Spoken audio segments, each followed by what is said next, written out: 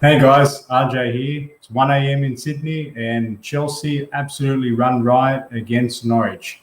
As you can see on the screen, 7-0. What an absolute drubbing. Even me, as the perennial optimist, I was unable to foreshadow such an unbelievably dominant performance by the Blues. We were strong against Malmo a few days earlier, as you would have seen, but even the most positive Chelsea fan, I don't think, would have pictured such a staggering result. First thing I want to talk about in this short stream, because it's initial match reaction, is just to unpack my thoughts on the lineup. So, thinking about the lineup itself, we had Mendy in goal, we had Rudiger, and the LCB, we had Thiago Silva, and we had Trevor Chalobah. And thinking about Trevor Chalobah, I thought he was someone that could have been picked for this game to give the very informed Andreas Christensen a bit of a break, whereas he fully justified that inclusion, as I thought he put in another solid display and showed incredible maturity beyond his very young years. In the midfield, we had the famous Jovicic pairing of Mateo Kovacic and Ballon d'Or, dare I say, favourite Jorginho. We also had Ben Chilwell in the left wing back, and we had Reece James in the right wing back. And we had at the front three, which was highly predicted by most within the Chelsea community, we had Mason Mount to the right, Callum Hudson-Odoi to the left, and Kai Havertz up front. With that lineup, I thought that was quite sensible, and I think for the most part was spot on. You could have an argument, could there have been a spot for Ruben Loftus-Cheek to start in the midfield? And Thomas Tuchel actually alluded to that in his pre-match comments. But as the game turned out, Tuchel was fully vindicated in picking Mateo Kovacic and Jorginho because, in my opinion, they were simply sublime. And again, there was obviously a flip of the coin situation in terms of who do you pick in the back three? A very nice headache to have indeed, given just how good Andreas Christensen has been. And I think, personally speaking, it's nice for him to get a bit of a well-earned rest, and equally nice to give Trevor Chalobah opportunity to work alongside and learn from the superb Thiago Silva, who just keeps improving and maturing like a fine wine, doesn't he? I remember at one point in the first half where we had lost the ball on a rare occasion, and Norwich tried to play in behind Silva, but he used his experience to give himself a head start and simply retrieved the ball. So again, a very impressive back three, and glad to see Chalobah is learning from the likes of Thiago Silva and Antonio Rudiger. Now, the man of the moment, Mason Mount.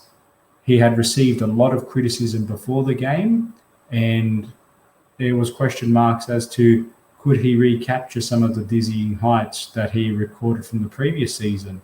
But as we saw in this game, he was unbelievable. I just thought from minute one, he came out of the blocks firing fast, doing what he does best, acting as the energizer bunny with purpose.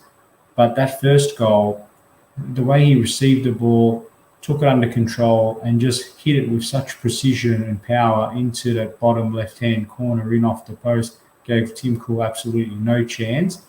And then with the second goal, obviously there was a little bit of a mini narrative behind that with the penalty, first one being saved, but quite clearly Tim Krul had both feet off the line and rightfully was called back. And with the second attempt, which is a difficult thing because with the knowledge of him missing the first one, there was that added bit of pressure of what would he do for the next attempt. But again, to his credit, he hit it down the middle and got away with it and put himself for his brace before Ruben Loftus-Cheek, following a beautiful move between him and Hakim Ziyech. Loftus-Cheek squared it into him and beautifully finished off in the end to complete his well-deserved hat-trick. So for me, if we can continue to get Mason Mount improving week on week and just showing the class player he is, he could be a real point of difference for us as we make our title charge. Now, another player that I want to speak about momentarily is Callum Hudson-Odoi. Now, we spoke about the need to seize the opportunity, especially with the very unfortunate injuries to both Romelu Lukaku and Timo Werner suffered in the Malmo game. Chelsea always had a question mark of, do we have genuine depth, or is it just depth on paper? Now, we saw from the Malmo game that when both Kai Havertz came on and Callum Hudson-Odoi, they both had a positive impact, and they linked up well, as you'll recall, in that game. So it's imperative that Hudson-Odoi really now uses this next run of games to cement his place, or at least give Thomas Tuchel some clarity as to, does he genuinely belong in this Chelsea squad in his preferred position, being in that left wing attacking area, or is he someone that would benefit from a move away and go on to loan? Because my opinion at the start of the season was, I thought he would be someone that would benefit more so by going out on loan. But now, with this opportunity that's open, the door's knocked and he seems to have been walking through. So hopefully he continues to knock down those doors and continue to show us just a classy player he was, because aside from the goal, he just looked lively throughout. He looked confident. He was dribbling. He was cutting inside. He was linking up well with his teammates. He definitely didn't look like a fish out of water. So the challenge will be, as Tuchel highlighted in his pre-match comments, it's about demonstrating consistency from here on in and really making Thomas Tuchel think about, who do I want to be my attacking player on that left-hand side, especially with the likes of Christian Pulisic nearing his return. But all round, fantastic effort, did himself no harm and put himself into the spotlight for the upcoming set of games. Now, a couple of players that probably won't get spoken about too much, but I think we're at the fulcrum of everything we did well today, is both Jorginho and Kovacic, or as is commonly known in the Blues community, Jovicic. Jorginho, for me, he was just he does what he does best. He was there supporting from the back, really helping getting things going. And you often saw him pocketing in between both the left wing back or the right wing back, and just always moving forward, looking to progress the ball forward, but also just offering that outlet where Norwich did on occasion look to try to box us in. He's just someone that offers that really unique profile of being able to settle things, but see the phases of play 2 or 3 ahead of time, apart from the odd occasion where he might get caught out or caught in possession and have to retreat. But for the most part, when he's on and when he's not being pressed and is given time, he's someone that just adds an extra layer of fluidity to the way in which we like to move the ball around. Whereas Kovacic, he was just unbelievable. I mean, looking at his stats for the game per squawker, he recorded some very strong data, personally speaking, and I'm just going to check back into it. And according to Squawker, he had the most touches in 97. He had the most passes in the final third, 36 of them. The most chances created, 6. The most duels won, 6, or equal most duels. The most tackles with 5 and the most assists with 2 in the game. So it was an all-round complete performance by our Croatian sensation. So I just wanted to highlight the importance, whereas our left flank and right flank, so you had both Chilwell and Cho, who were very strong, and you had both Reece James and Mason Mount, who were equally strong, but in the middle, they just really connected the dots quite well. So I just thought, between both left and right, in the middle with Kovacic and Jorginho, they were, like I said earlier, the fulcrum of everything that we were good at in this game.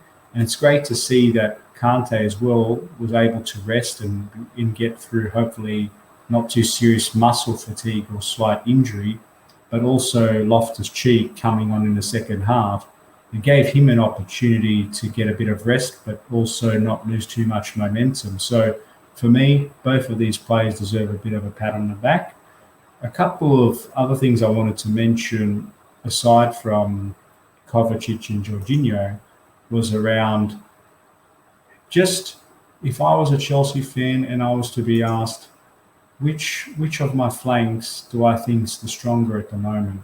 Because in this game, as I mentioned, both Mason Mount and Reece James have this real semi-kinetic energy between themselves and are actually performing quite strongly. And we saw that many times in this game where they just seem to know each other's movements based on years of playing together, and they worked so well together. And the goal that Reece James scored, which was that beautiful right near the stroke of half time with that lovely chink, that little dip into the goal, was just a nice summary of just how well these players are working. But equally on the left-hand side, for large parts of that first half, Ben Chilwell and Hudson-Odoi were running a madness together. I just felt that often throughout that first half, and it was actually analysed quite a lot in the halftime talk in the press studio, was just how much both Chilwell and James, more so Chilwell, were basically making inverted runs, so starting wide and making inverted runs so as to be able to get both of their attacking players, both Cho and Mount, one-on-one with their respective defenders. And as a result, I learned from that game just how effective and versatile both Chilwell and Reece James are in being able to not only really run up and down the flank and be both positionally disciplined in that sense, but also able to successfully delve in and out of those central areas so as to create that extra attacking threat and give their attacking wider players an extra chance to be able to isolate their respective defender. So for me, it's a really difficult one. If someone says, RJ, which side do you think is the more lethal, your right-hand side or your left-hand side? I would probably, perhaps controversially, I would still lean towards the left-hand side, more so because of just based on inform. Chilwell now, he seems to be on in a bit of a mini purple patch of his goal scoring, and also now Cho playing his preferred position. I think together they work really, really strongly. I'd like to know what the audience thinks, and perhaps you can tell us offline. So I'd also appreciate if you could hit the like button and share for friends. We are trying to grow this subscriber base. But this is for me, it's 1:25 a.m. I'm still celebrating what was a truly fantastic performance. And the final thing I want to cap on is, where do we go from here? So the next set of fixtures for Chelsea, we've got the EFL, so the Carabao Cup, and we've got Newcastle coming up as well. So for us, it's all about trying to balance both the performance as well as focusing on the end product being the result. And I just want to bring up a comment here. So thanks for joining the chat, by the way, much appreciated. If you haven't already, please hit that like button and subscribe, as we'd love to talk Chelsea here. For your benefit, we also run a show on Tuesday and Thursday with my fellow co-hosts, Scott the Goon and Rob the Red Devil, and we talk all things Premier League. I agree with your comments, by the way, here. The game was unreal. All our players did really well. This is a good point. He wasn't one of the players I would highlight as saying performed at the same level as his teammates. And you probably heard some of the commentary at the time was, when Kai Havertz was on the field, did he feel a certain sense of pressure to try to add his own name to the score sheet? And I dare say, on one hand, he would be thinking, as long as I'm contributing positively, it is a team sport. But equally, being in the 9 position and you're an attacking player against the opposition that's there for the taking, he would have come off the pitch sort of feeling a little bit down, knowing that he wasn't himself getting on the score sheet. But I don't think it's alarm bells, because I thought his all-round game, while he wasn't at the same level as Cho, Mason Mount, etc., I still felt he had an overall positive influence on the game. And for now, he's just got to continue to working on refining himself, and hopefully at the next one, he gets back on the score sheet, because he was just only a few days before that against Malmo, so no panic stations just yet. But yeah, so for me, look, this is a raw reaction. Got more to say coming up on Tuesday night with the other lads. But if you haven't had a chance, please subscribe, share with your friends, and let's do this again. Until then, enjoy the 7-0 and take care.